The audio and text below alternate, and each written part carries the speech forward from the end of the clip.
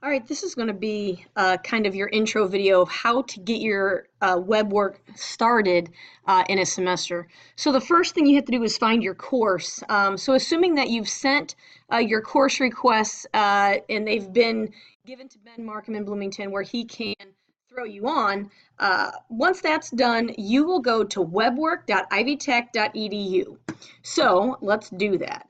So if I go to webwork.ivytech.edu and hit enter, it's going to bring up every Webwork course that Ben created for the semester. And you might be saying, how do I find my course? Well, you know that we are, we're region B, and I'm B2 because I'm Warsaw. So there's a B1. I think that's South Bend. But I'm going to go down until I find a B2. There's a B2. That's 20B. I've already done that class. So let's find the class that I'm working on now. We'll go 55B. So this Math 123, the section is 55B. I'm in region B2. This is my course. Now, when I click on that, oh, I already logged in. So when you click on that, it's going to take you to a login button. And okay, sorry, I wanted to figure that out. So it takes you to this login page, and you'll notice that my username is B Menning. That's my Ivy Tech username, and my password, which you can't see, but it's also B Menning. Your username and password are the same, and they are your Campus Connect login. So I hit continue, and this will take me to my specific page. Why can I not log in now? Okay, so I'm in my course. Now you'll see up here, this link here is what you're going to want to copy and paste into your course, because this is where students can get in your course. And don't worry, they have to log in. So I'm going to hit Control-C to copy that. Then I'm going to go to my class. So when I go to if you hit the Webwork homework in your class, it won't go anywhere. It's linked to nothing. So you're going to click on this right arrow and web link. When you click web link, you can see that this is just a bunch of humbo jumbo, and you want to hit Control V, and it will paste in my Webwork thing. So when I hit submit, it is now linked. So now when I hit this Webwork button, it's going to open a new page and take me right to this class. Now, when your students hit that button, it's going to take them to the login page. Okay, so they're going to log in just like we did.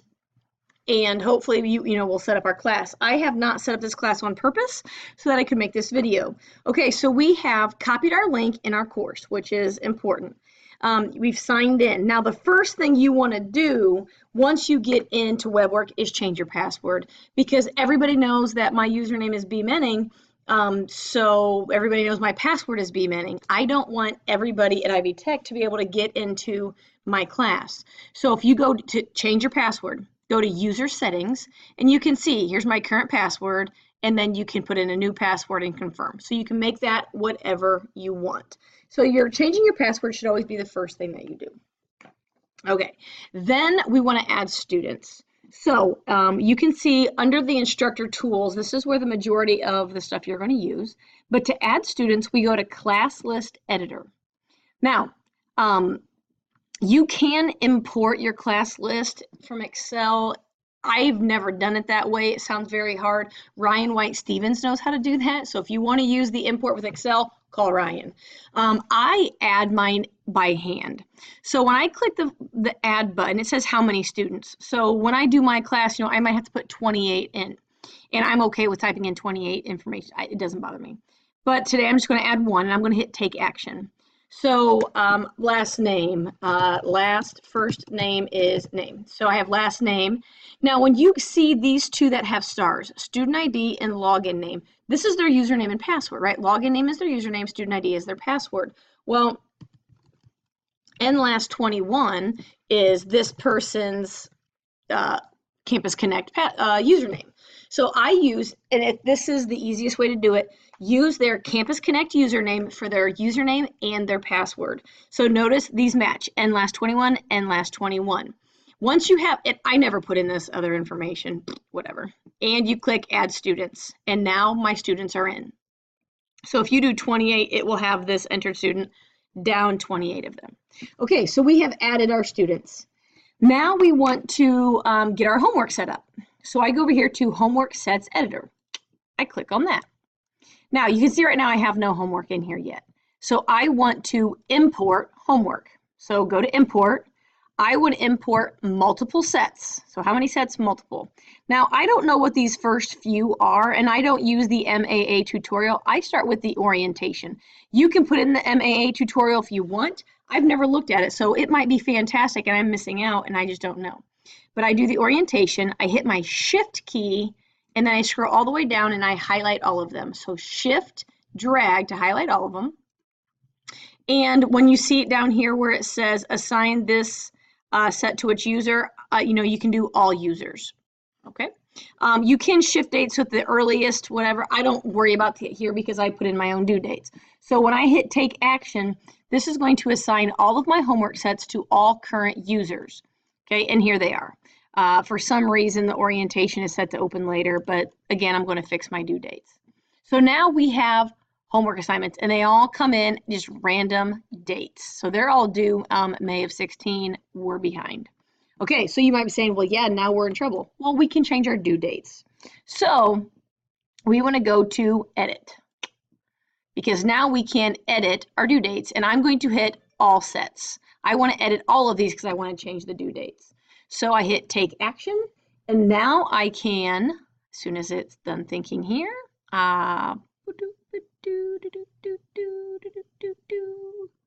I'm going to pause while it thinks. Okay, so finally good to go, and now I'm ready to change due dates. So I leave everything open at the beginning, so I'm going to go ahead and just leave it like this where everything is open right now. But then I go through my course calendar and I change the due dates. So I want this one to be due August 29th, and I don't know, I haven't decided yet. And you can change the hours here. I'll make it due at midnight. Done. And that, notice how it automatically sets up the answer date. This means that students can see the answers. They won't be able to see the answers before this answer date. So you can change the answer date to be later than the due date if you want them to have a week before they can see the answers or whatever. That's up to you entirely. I always make these two columns match because once it's due and there's nothing I can do about it. Okay, so once you have the due date set, you hit take action, and that saves the changes. So you'll want to do that obviously for all of the homework. A couple other things I would just want to kind of show you.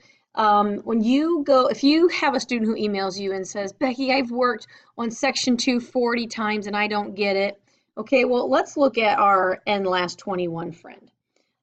In section 2.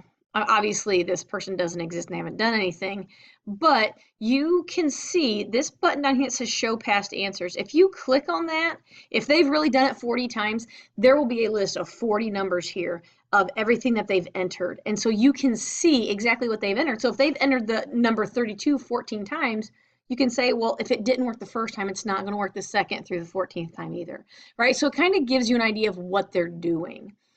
So one and you can see up here on the right, I'm logged in as B Menning, but I'm acting as last 21. So when you once you're done, looking at your student, whatever, make sure you hit stop acting. So you go back to your instructor settings. The student progress button, when I go to take my grades from Webwork to put them in Blackboard, this is what I use. So after, homework 2, I can go on this and it will have all of my students listed. There's 77 points available on this assignment, and it'll give me their score. So if name last got 49, it'll say 49 out of 77.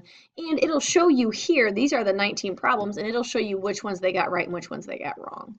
So I use this to figure out what we're gonna do. And then you can jump from assignment to assignment. So you can just use this down here to jump from 2 to 3 to 4 or whatever. So that's nice.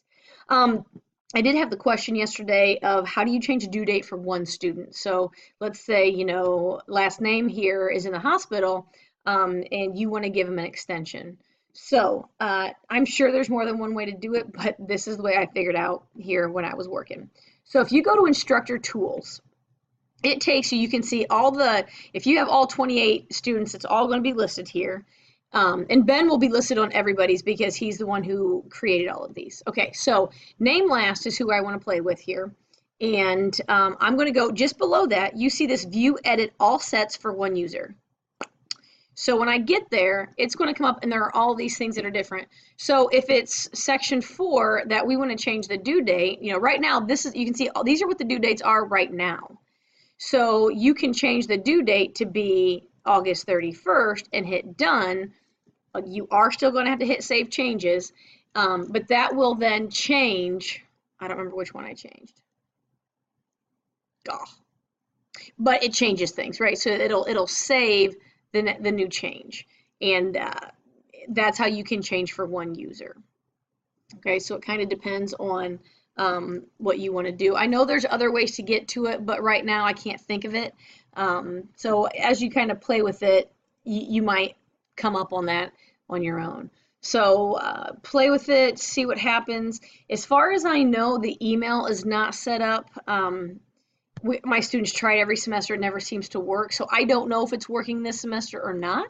It'd be great if it does, but I can't guarantee that. So hopefully this will help you kind of just get started. I do all of the homework in Webwork because if you notice in the class list editor, B Menning, I'm considered one of the students, and I will do every homework assignment before I assign it just to make sure that I know what problems they're going to get into. So if there's a problem that is very tricky with rounding, I can give my students a heads up. Or if number 4 is really, really difficult, I can give them, a hint going in.